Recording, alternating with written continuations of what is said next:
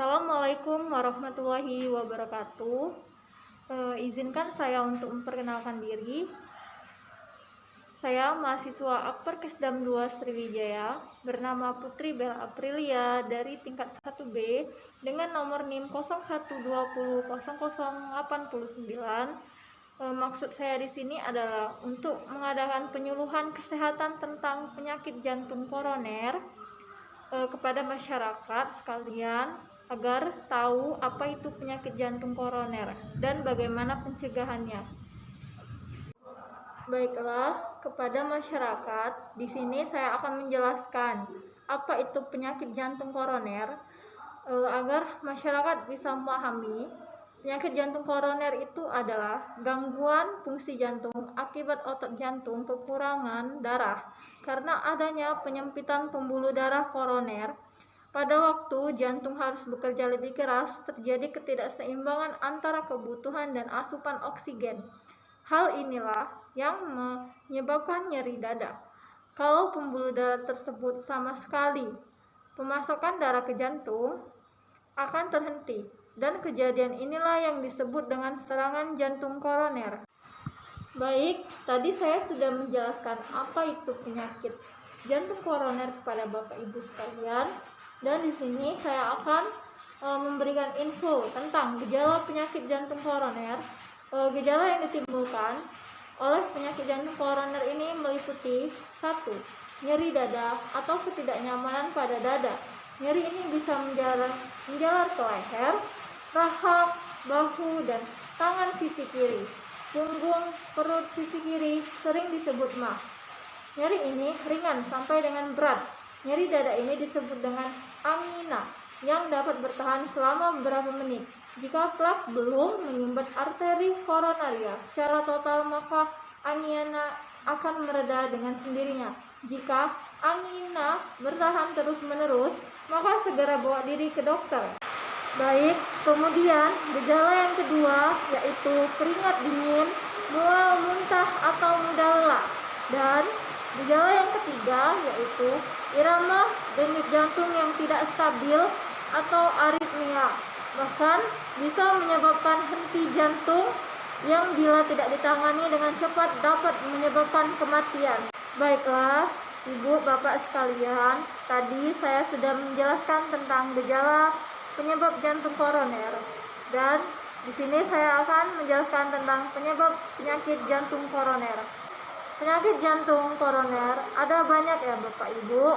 Meski begitu, penelitian telah menunjukkan bahwa tekanan darah tinggi, kolesterol dan trigliserida tinggi, diabetes, kegemukan, kebiasaan merokok, serta peradangan pada pembuluh darah merupakan faktor utama yang melukai dinding arteri sehingga menyebabkan PJK. Maka, jika arteri rusak, plak akan lebih mudah menempel pada arteri dan lambat laun menebal. Penyempitan pembuluh kemudian akan menghambat aliran darah kaya oksigen ke jantung.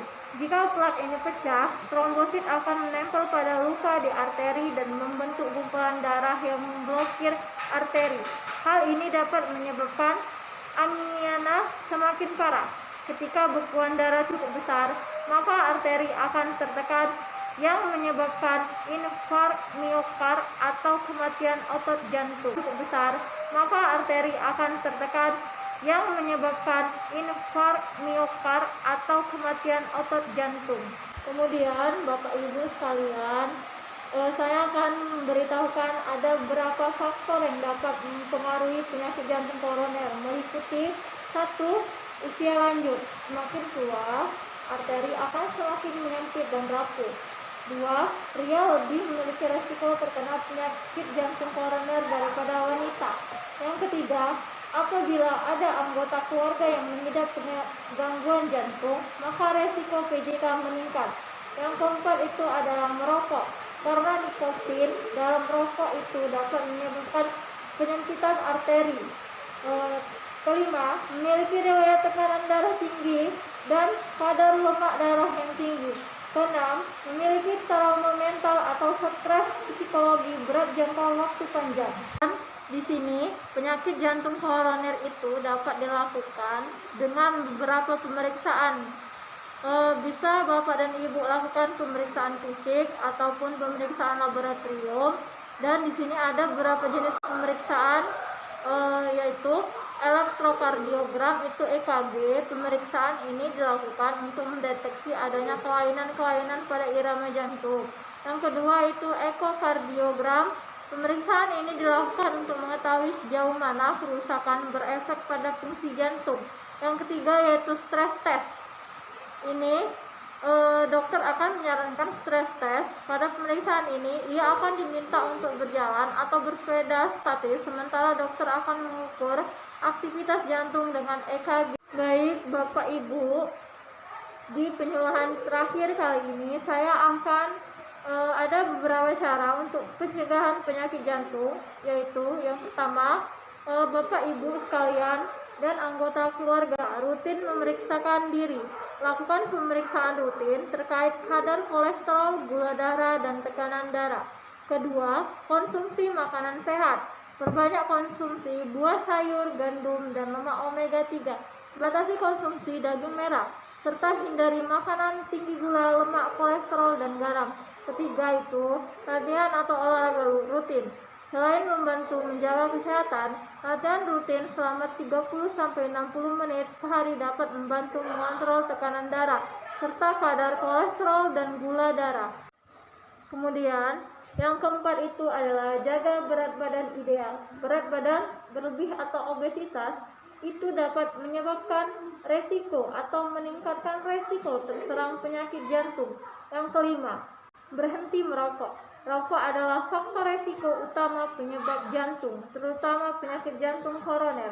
Keenam, kelola stres dengan baik. Stres dalam jangka panjang dapat menyebabkan jantung bekerja lebih keras. Oleh karena itu, kurangi stres. Baik Bapak Ibu, baiklah, sampai di sini penyuluhan yang sudah saya lakukan.